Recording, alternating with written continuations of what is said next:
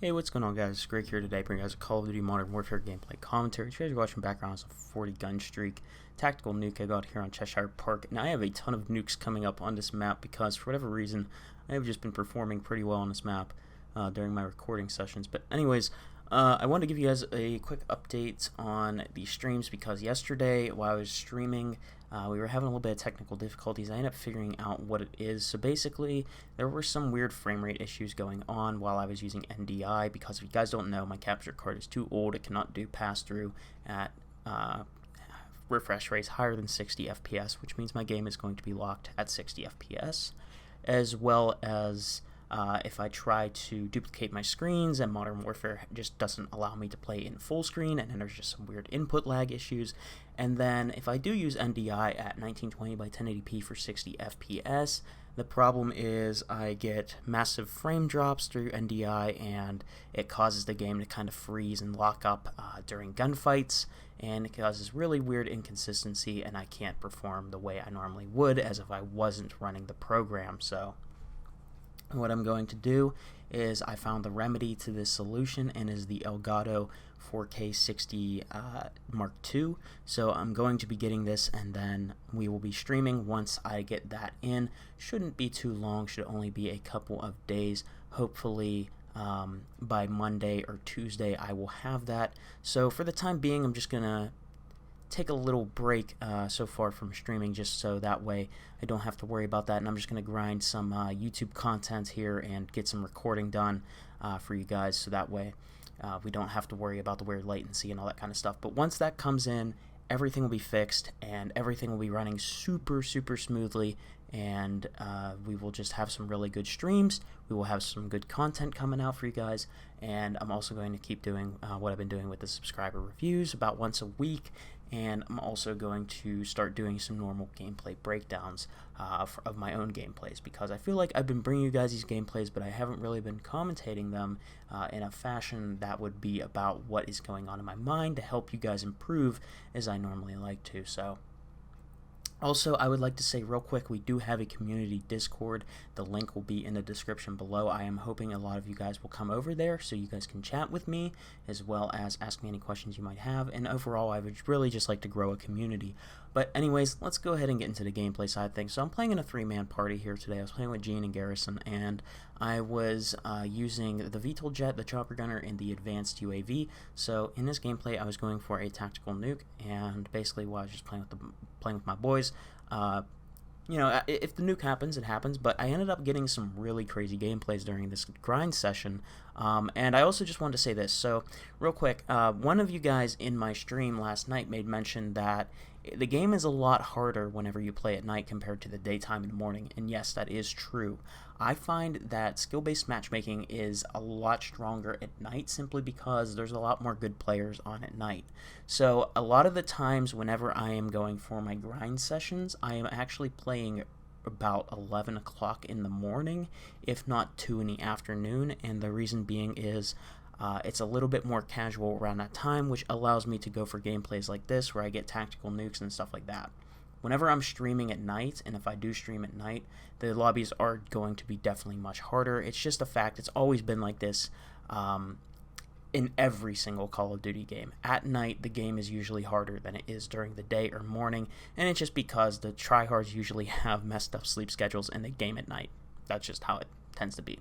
But for this gameplay in particular here, as you guys can see, this is Domination, and Domination plays a lot different than Headquarters and some of the other modes in 10v10. So Domination, I would like you guys to think of the spawn system here in Domination as if you're playing Team Deathmatch, and what I mean by this is it is a side versus side spawn system. So now it is still influenced somewhat by the flag, so obviously if you have A and B, the game is going to try to spawn them at C. The thing is though, is there are set spawns to the point where you can trap enemies if you post up on the map, and this is why, if you guys are really wondering still this late in the Modern Warfare's life cycle, why the game plays a lot slower is because of the way the spawns work. You can really push really far into the map as a team without flipping the spawn. So I think what I'm going to do is, remember how I used to do the ground war map guides? I used to basically teach you guys how, you know, the spawns worked, different flank routes, rush routes, all that different kind of stuff. I'm going to start doing that for the normal 6v6 and 10v10 maps. And the reason I'm going to do this is because I want to show you guys exactly how things work and what goes on in my mind, and I also just want to just up my production quality, as well as, you know, explain things a lot better to you guys. So, for example, like I said here in Domination, it's kind of like team deathmatch spawns in a sense, but with flags. Alright, so capturing that flag might have some influence on the spawns, but people are really going to still be spawning until you really push up and force them out. And you'll see this if you play Domination on Euphrates Bridge. You can push up past the A flag if they are spawning all the way in the back by the fob. You will see that it will not flip unless like almost your entire team pushes up and basically wipes them out to the point where they have to spawn on Seaside. So I just wanted to point that out real quick, that whenever you're playing Domination, it's not like Headquarters or Hardpoint where the enemies are always going to be spawning closer to the objective. It's kind of a mix between the two, right? Kill Confirm, TDM, they share the same spawn system, and Domination is a little bit of a mixture between the two. But Headquarters and Hardpoint, you always want to make sure that you are looking around the HQ or the Hardpoint, because the spawns are definitely influenced by the objective in those game modes. It's the same thing with Ground War, how, you know, how they spawn on the flags that they own. That's just how the spawns work in that game mode. So every single game mode has their own sort of spawning system, and how you know, where the enemies are actually going to spawn. So here on Cheshire Park, this map, I was never really too big of a fan of this map originally, because I mostly play 10v10, and in 10v10 the 4 extra players really influences how the flanks and the routes and everything works on this map. But at the same time, it's a lot faster paced in 10v10, but it's also a little bit more campy because there's more players for each lane, since this is a 3-lane map. So what I would really recommend is trying to play for a couple picks whenever you go down the left or right side, depending on what side you're on. And stun grenades, semtexes, all that kind of stuff can help you, especially since there's cars you can blow up on each side.